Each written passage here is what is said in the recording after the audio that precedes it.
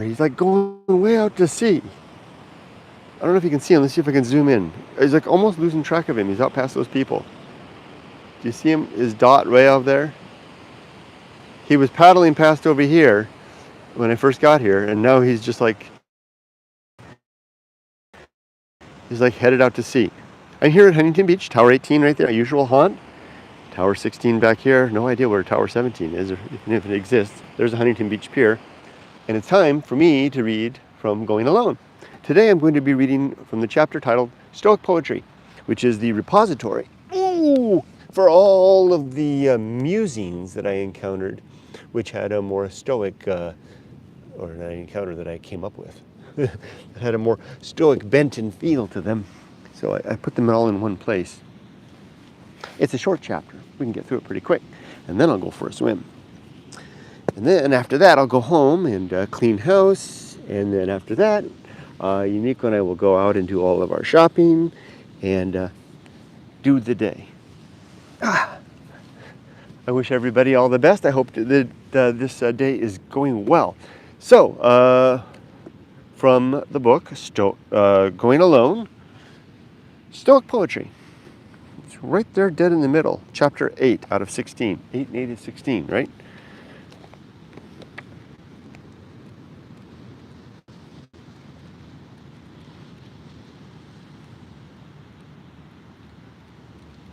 There it is.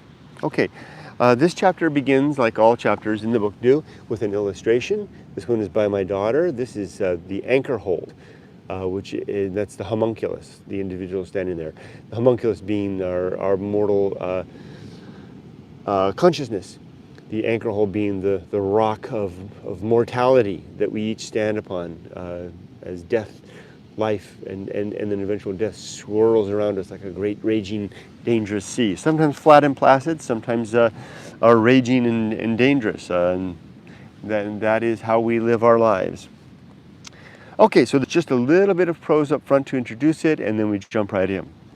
Stoic poetry, or recognizing the scope of our control. Well, what is Stoicism? Stoicism, of course, is a philosophical school of inquiry in life, where the basic premise is the idea that we have limits to our ability to control the world. We have our limited reach, and there are things outside of our control that we cannot impact. And the trick is to be able to use reason to recognize what is within and what is without our control, and then to adjust our expectations accordingly. And if you really boil it down, what it turns out to be is that the only thing that is really, really, truly within our control is how we choose to react to the world. And once that is realized, then it's a new game. It's a new ball game in terms of our ability to move through the world with improved peace and equanimity. And I can tell you that it works. It works quite genuinely. It's a shame that the Stoic school of philosophy is less appreciated today than it deserves to be. So what happened was, in the course of writing this book, my life has been so influenced by the Stoics that I noticed that there were particular blurbs. The blurbs are the little bits of chunks of inspiration that come to me by way of what I call my muse. It's when my brain is just tuned and optimized so that the words just flow. The Stoic poetry bits, the reason I created this chapter was there's lots of different blurbs throughout the book. Some of them have a very Stoic tint. I mean, you look at it, the face of it, and you're like going, Kurt, oh, that is Stoic. I mean, I owe those words to my Stoic writing. So I decided to, as an homage to the Stoic school of thought, to create a separate chapter to place them all into. And that's what this is. So here we go. Stoic poetry, recognizing the scope of our control. And a quote: "It takes a tranquil and untroubled mind to roam freely across all parts of life." That's from Seneca, Seneca the Elder, or the younger, I can't remember. One of the foremost Stoics, the elder or the younger, whichever he was. I owe much to ancient Greek and Roman Stoic thinkers and the influence they had on Western culture and society. I suspect my hero, Henry David Thoreau, was influenced directly or indirectly by Stoic writing, as he often refers to values proposed and supported by Stoic thinkers such as Marcus Aurelius, Epictetus, and Seneca.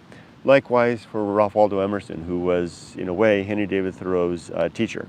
I believe he was also quite influenced by the Stoics. So much so he actually cites them directly in his book, in his writings. If I could have my youth to do over again, I would include in my late teens the writings of these men, which I did not otherwise discover until midlife, darn it. So influenced, I suspect I could have avoided much of the struggle and hardship of life reconciliation during the decades of my 20s, 30s, and 40s, which otherwise required many hard knocks to liberate some sense into my living. This section of my book is dedicated to words which I knowingly wrote with the Stoics in mind. This section is my homage to the Stoic perspective and way of life, which has done much to refine my sensibilities, and without which I could not have composed my good life plan of living at this late stage of my life, or perhaps ever. Now, that's the end of the prose part. Now, in hindsight, it would have been nice if I had encountered Stoic writing in my 20s and 30s, but at the same time, I needed those decades of hard knocks to have a counterpoint, right, to the appreciation of how Stoic thinking can make life better. So yeah, it's a shame to have suffered for 20 years, but then that creates a nice contrast, right? Okay, notes from my muse, that's the next part. Now that's where it breaks up from the standard prose into what I call the blurbs, right? The stuff that was like lightning strike inspiration from the muse, bam, striking down from on high. And of course, I don't believe in the muse. I don't believe in any such inspiration or things like that. But I do believe that our minds can become optimized through circumstance, through good health and good circumstance, having a deep foundation of good reading and an active imagination. You can sometimes just find yourself tuned and optimized, and suddenly the words just flow. And the amazing thing about them is that when it happens to me, they don't need to be changed. I mean, it comes out once, bam, it's like I said, like a lightning strike, bam, right through the pen.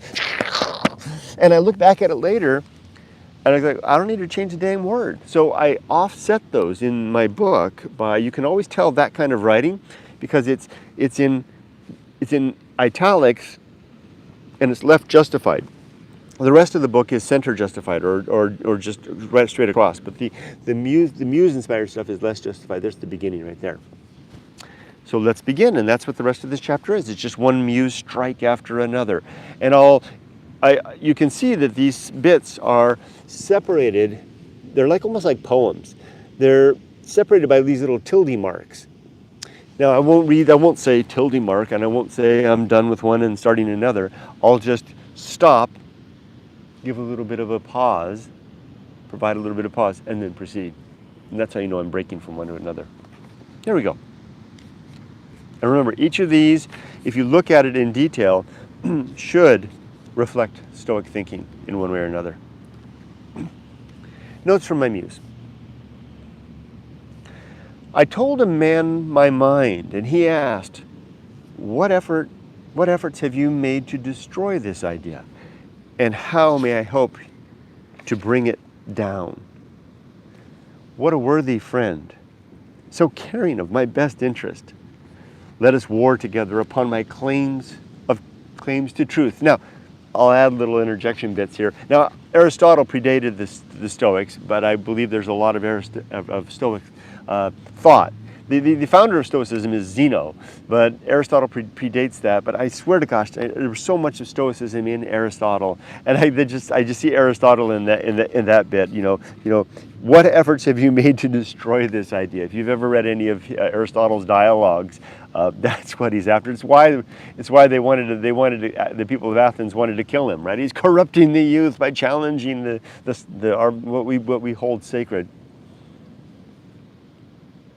Next bit. Create a garden within your mind, a place hemmed in by reason, where you can nurture virtue in true soil, a quiet and simple sanctuary, ever present, always home. Now, with that one, I was specifically thinking I had in mind Epictetus. Is it Epictetus? No, Epictetus? No. Who's the philosopher? Epicurus. Get those two mixed up. Not Epictetus.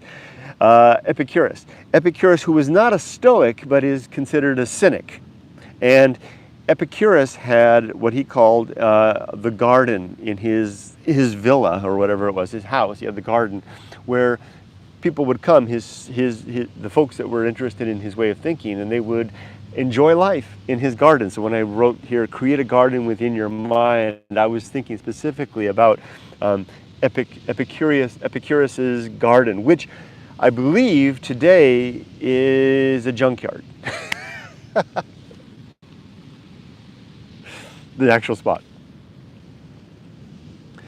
Virtue is independent of possessions, though what we have or want may distract us from virtue.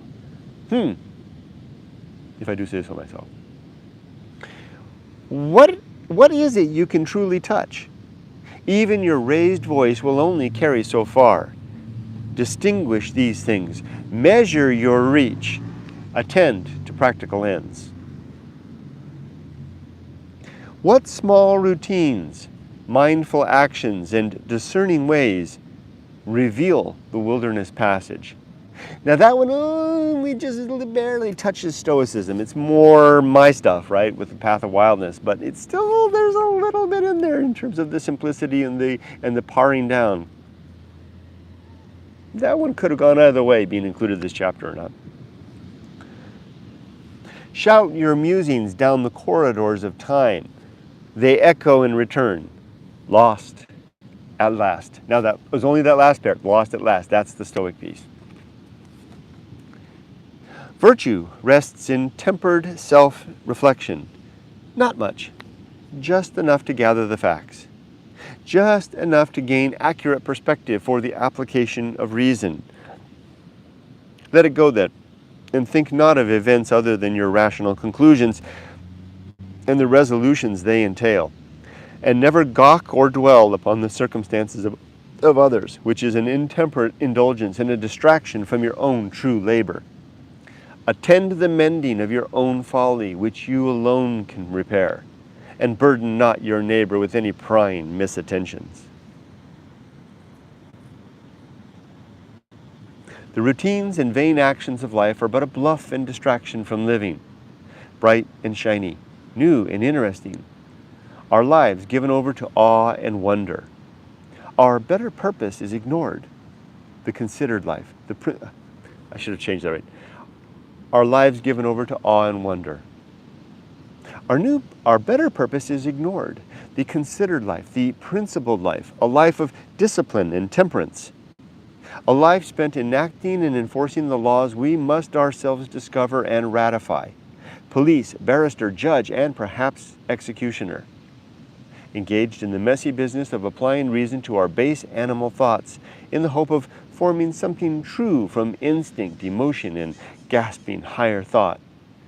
Gasping like a man drowning in the sea of evolved conclusions. And when that higher mind sputters some words of good sense above the waves, how then to remember and live in accord with what we've found? When all the sea rages and none may hear our voice over the froth and din, still we go on, swimming towards something better, straining muscle with willful, disciplined strokes, until we at last drown and sink again below the mad waves, attending nothing more than the best life we knew how. That's the thing we seemingly seek to avoid. That's, if you filter that back into the Good Life Creed, that is the principle of distraction and the principle of virtue. Virtue a principle? It's a sub-principle of purpose. Principle of distraction and the principle of purpose and the sub-principle of virtue, all wrapped into one there.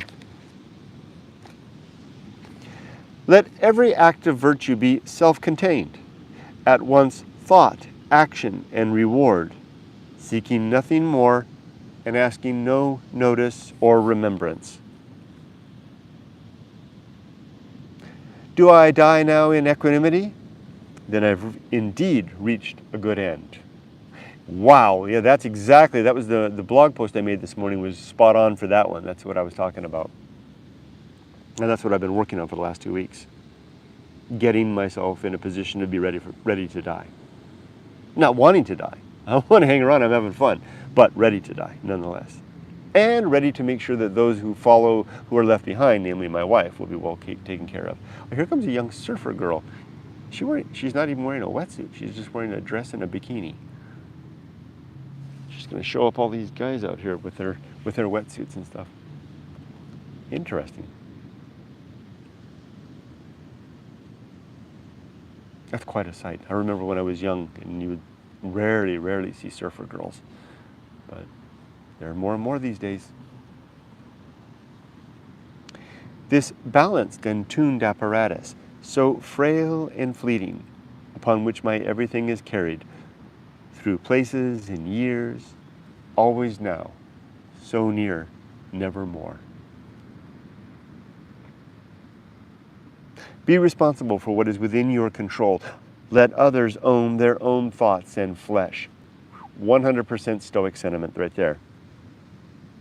My first thought at every challenge, what opportunity this moment virtue. 100% Stoic right there too. Humbly acquiesce to sound principles. Very Stoic, very Aristotelian. How might I bear well this worthy burden, carry this necessary weight, tolerate painful right action, rather than flee to easy salvation? That's like the theme of my whole life. When challenge arrives and panic rises in the heart, still then the mind, still more the tongue. Whew, I could work on that one. There she goes. That's her going down there. The reverse. What's she gonna do?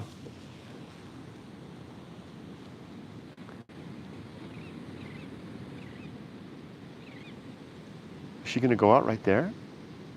All by herself? She's checking out the spot. There is a little bit of a peak right there. That's where I was body surfing yesterday. Right over here, a little further to the left of where she is, there's a peak when the bigger sets come in. That's quite a sight. You guys can't quite see her. She's right there. Wow, impressive. Where was I?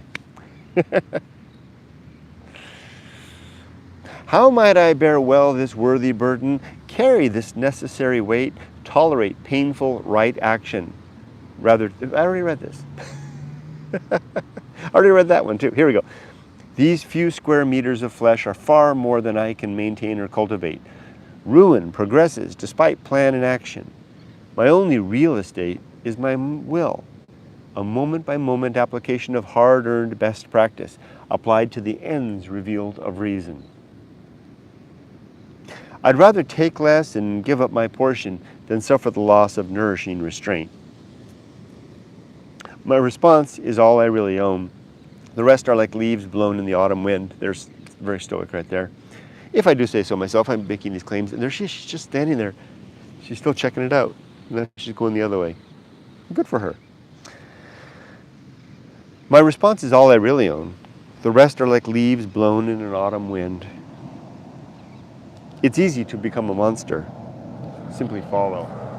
There's a big plane right over my head. There's no...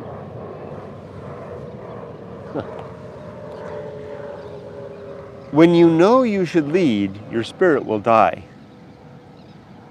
What? When you know you should lead, your spirit will die, and something hollow and rotten will fill the empty space. What? Is this like, did I? Oh. It starts over here. I thought something was missing. It's easy to follow. It's easy to become a monster. Simply follow when you know you should lead. Your spirit will die and something hollow and rotten will fill the empty space. There you go. Man and womanhood are sufficient ends to a stout and earnest mind. Dismissive of distraction, heedless of precedent, careless of legacy, fearless of death, consumed of resolve, to speak one true thing to fill the empty space. Peace is easy when expectation is reduced to the level of reality, to give more and want less. Let not a single thought escape my mind which has not suffered the scrutiny of reason. The sober subject of our lives' decline arrives so often late to the feast and long before the diner has enjoyed their fill. Ain't that the truth? If I do say so myself. Would you detain or lament death's rightful trespass? Throw up protest and complain perceived misfortune? Cry like a child, denied sovereignty over all they see and know? To what end? That your gravity and equanimity might go first before the gallows? And that's it. It's the end of the chapter. Now, there's a lot more in the book that has a Stoic theme. In fact, the whole dang book is a Stoic themed book. But those in particular really just stood out to me. I felt like so much so that I owed the Stoic influence to those bits, that they deserve their own chapter, to make sure that I shine a sufficient spotlight on the antecedent, precedent, the precedent that I used to be able to write those. Okay, I'm going to stop for now. Let's check to see what she's doing. Well, there she goes. She's down there. She moved down there a little bit further, and now she's putting on her bag. She's taking off her dress. This is getting racy. Does she have a wetsuit? Oh yeah, she does. She has a shorty summer wetsuit. She's putting that on, and she's going to go out and do some surfing. Good for her. Good for her. Now, talk about distraction. What's there to say? What's there to do? If you see this far, I'm going to share some good news with you. Our daughter Emily contacted us from Japan and let us know that she's decided to come back to Japan after she graduates next year, which means that we're not going to be separated. Yumiko and I are going to go to Japan next year, and Emily's going to go too. She's probably going to go with Yumiko together. So the band, we're keeping the band together. It's great news. Anyway, I'll stop for now. I wish you all the best. Be safe, but not too safe. And for now, I'm going to put my swimsuit on myself, get in there, do some swimming, and then start my day. Have a great day. Take care.